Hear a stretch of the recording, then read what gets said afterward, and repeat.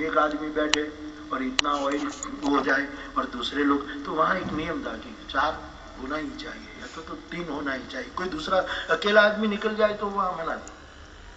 तो वहां के लोग इतने चालाक हो गए कि कोई अकेला गाड़ी लेकर निकले, कोई संगी साथी न हो, तो जैसे निकले तो कोई रास्ते पर खड़े हो ना तो उसको बोला लिफ्ट दे दे, आ जाओ।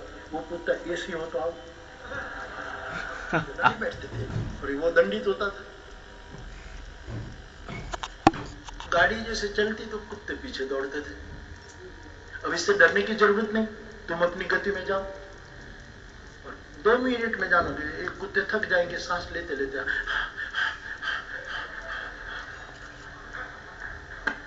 ऐसा ही होता है। निंदक, आलोचक, अपवाद स्वभावी लोग कुछ भी करते रहे थे, लेकिन मेरे राम हाथी की तरह जा रहे थे, इसलिए इस निंदा स्तुति का कोई प्रभाव नहीं हुआ और धनुष के पास पहुंच गए। हजारों निगाहें टिक चुकी थी उस पर और जानकी जी की ओर देखा। जानकी जी बहुत विह्वल कि कब टूटेगा, कैसा होगा। और जब लगा कि सियाजू शायद कुछ हो जाएगा और उसी समय जो काम न हो तो काम का कोई अर्थ नहीं, भगवान ने शिव धनुष को परिक्रमा की। फिर एक बार मंचस्थ गुरुदेव को प्रणाम कर लिया और लखन जी इतने खुश मंच पर खड़े हो गए। विश्वामित्र जी ने कहा तोड़ना राम को है, तू तो बैठ। उसने कहा बाबा मैं आवेश में नहीं खड़ा हुआ हूँ, मैं आपने सुना मैं बोला तो दुनिया डिग गई थी और राम जब धनुष भंग करेंगे तो पूरी पृथ्वी हिलने लगेगी, इसलिए चरण चाप ब्रह्मांड में मेरे पैरों से ब्रह्मांड को सलामत रखने के लिए दबाए हुए हूँ। भगवान को कहता हूँ संरक्षण मैं करता हूँ और तोड़ने का काम आप करें। दोनों पैरों से दबाया और भगवान ने खबर नहीं कैसे धनुष को उठाया, खींचा। लोग चकाचौंध हो गए, बिजली कौन लगाई सबके दिमाग और कैसा क्या हुआ कोई समझ नहीं पाया। एक क्षण के मध्यांतर में धनुष टूटता है और गोस्वामी जी की कविता आगे बढ़ती है। भुवन घोर कठोर रवि बाजित जिमा रग चले चिक्कर की दिग्गज डोल मही को सूर्य सूर मुनि कर कान दीने सकल विकल विचार को दंड भंजन राम तुलसी जय। भगवान ने धनुष के दोनों भाग कर दिए, इससे तोड़े। रामचरितमानस में तो जरा जड़ जमक कम है, लेकिन कवितावली रामायण में तुलसीदास जी लिखते हैं कि प्रभु ने जब धनुष को उठाया और तोड़ने के लिए जब वो किया तब कैसी घटना घटी कवितावली रामायण में, और जरा रोचक वर्णन सुन लीजिए केवल।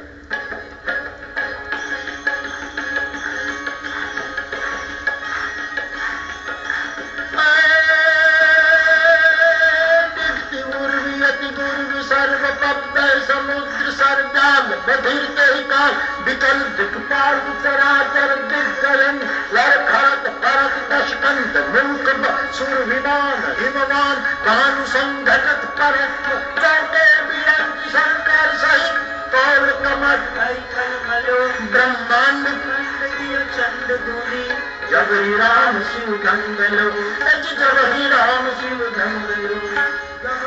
कुंभकार के चाक पर जैसे चाक घूमे और पिंड की स्थिति हो, वैसे धनुष भंग के समय पूरी पृथ्वी घूमने लगी। निगति उर्वी अति दुर्वी सर्व बब्दय समुद्र सर्वव्यात बधिरते काल विकल दिक्पाल चराच दिग्गयंद लरखरत परत दशकंद मूर्ख सूर विमान हिमवानु भानु। अरे साहब और तो छोड़ो, चौके विरंची ब्रह्मलोक में बूढ़े बाबा पितामह ब्रह्मा वेद का पारायण कर रहे थे, वेद का मंत्र चुप गए। ये क्या हुआ मेरी सृष्टि में? चौके विरंची। तो ब्रह्मा जी जरा चौंक गए, क्या हो रहा है? ब्रह्मा जी ने सोचा कि मैं तो सर्जक हूं और प्रलय करने वाला तो महादेव है, जरा महादेव को पूछ लिया जाए कि क्या समय हो गया प्रलय का, ये हुआ क्या?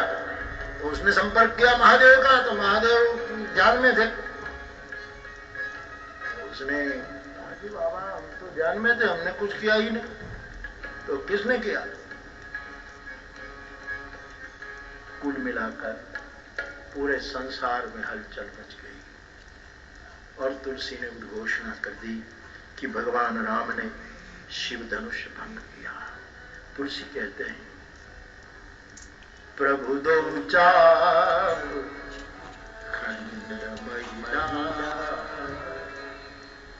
धनुष को तोड़कर फेंक दिया ना, तो किसी ने धनुष को पूछा कि ले, राम राम राम राम करता था, उसके हाथ में जाने का क्या फायदा, तोड़ डाला ना।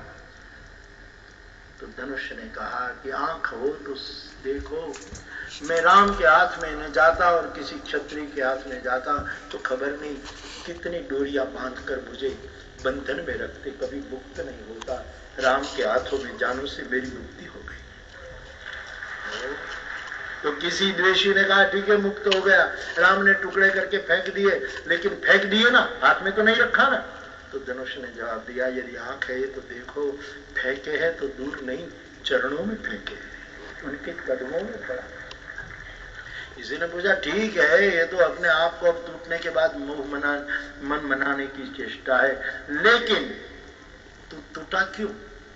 धनुष ने बहुत सुंदर जवाब दिया कि मैं 1 से 2 हो गया, 1 था 2 हो गया, क्योंकि मुझे 2 को 1 करना था, सीता और राम को मिलाना था, इसलिए मैं 1 से 2 हुआ और 2 को मुझे 1 करना था। और धनुष इसी भाव में पड़ा है। जानकी की खुशी की कोई सीमा नहीं।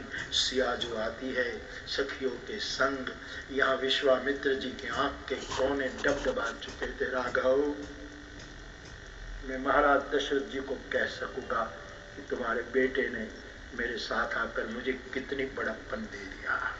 लखन तो इतने भाव में कि मंच पर से कूद कर नीचे आए, और राम के सामने औरों के सामने बाद में देखा, जनक के सामने देखते हैं कि आप कहते थे ना कोई नहीं है, दूसरा धनुष हो तो मुझे दो, यदि व्रत हो तो मैं भी तोड़ डालूं। जनक को एक और से खुशी कि मेरी बेटी को योग्य पुरुष मिल रहा है, दूसरी ओर बोले हुए शब्द का थोड़ी ग्लानि। इसमें जानकी ने आकर सिय जयमान राम चुके हैं, पूरी विश्व को राम जन्म की बधाई है। जय जय श्री राम, बधाई हो, बधाई इस योग पीठ की व्यासपीठ से बड़ा भजन में बड़ा पूरी ये दिन कितना प्यारा है। पूरे जगत में हर मंदिरों में प्रभु की आरती एक बार भाव से संक्षिप्त पाठ कर ले भाई। प्रगट कृपाला दीन दयाला कौसल्या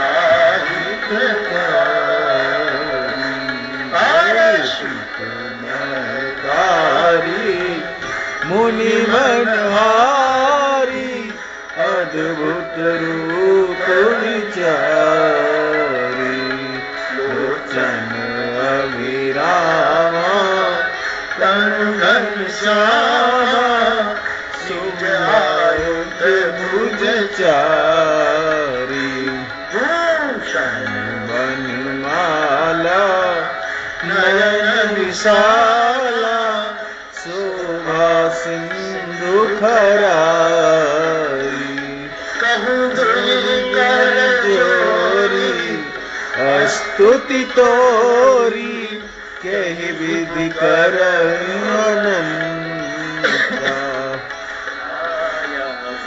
ज्ञाना पीत अमाना वेद पुराण मनंता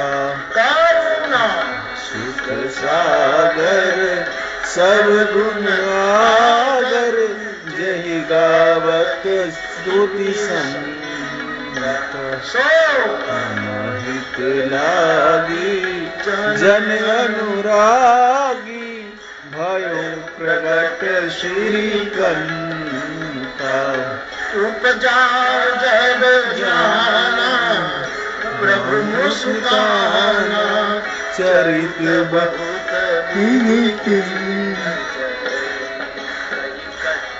सुनाई मातु बुझाई जही प्रकार सत प्रेम रहे।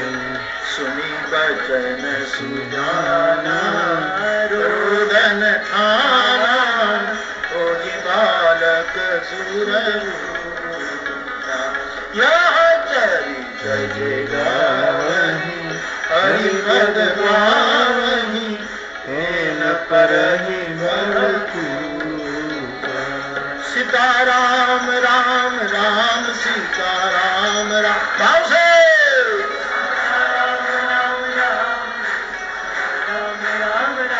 सीताराम राम राम सीताराम राम राम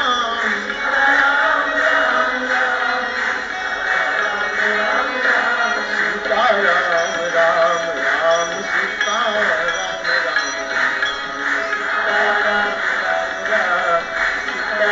राम सीताराम राम राम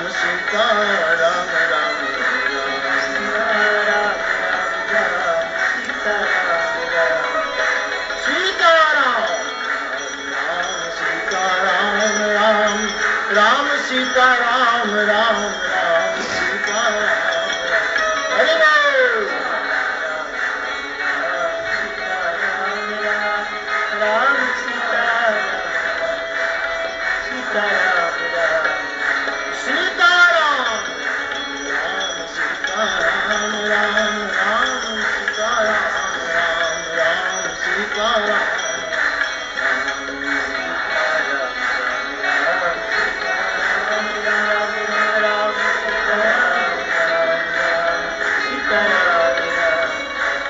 दिल में तुम्हें कर लूंगी मैं बंध करूंगी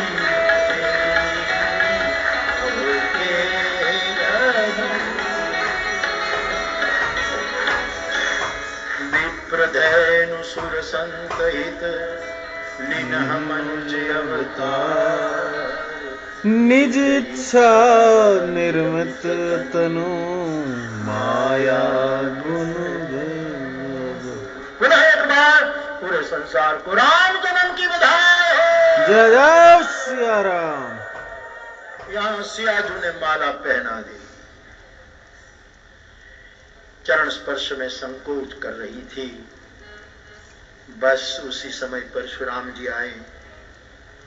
परशुराम जी राम का प्रभाव देख करके अवकाश प्राप्त कर लेते हैं और फिर विश्वामित्र ने जनक को कहा, जनक आपकी प्रतिज्ञा के मुताबिक धनुष भंग के साथ ब्याह हो चुका। वैसे तो ये वागर था हुई संपृक्तो अथवा तो गिरा अर्थ जल बीच सम कहियत भिन्न न भिन्न, फिर भी आपकी प्रतिज्ञा के कारण सीताराम मिले, हो गई बात। लेकिन अब लोक रीति वंश व्यवहार के अनुकूल दशरथ को निमंत्रण दो, बारात लेकर आए और बेटी का कन्यादान करो।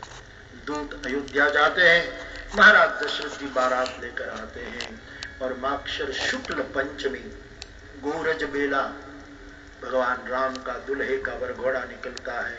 कामदेव स्वयं घोड़ा बना है। जीव ब्याहने जाता है तो उसकी गर्दन काम पकड़े रखता है और राम ब्याहने जाते हैं तो काम की लगाम अपने हाथ में लिए हुए जा रहा है। अद्भुत वेद और लोक रीति से राम जानकी, लक्ष्मण उर्मिला, भरत मांडवी, शत्रुघ्न और श्रुति कीर्ति का ब्याह होता है। त्रिभुवन में जय घोष हुआ। बहुत दिन तक बारात रुकी और फिर विदा की बात आई।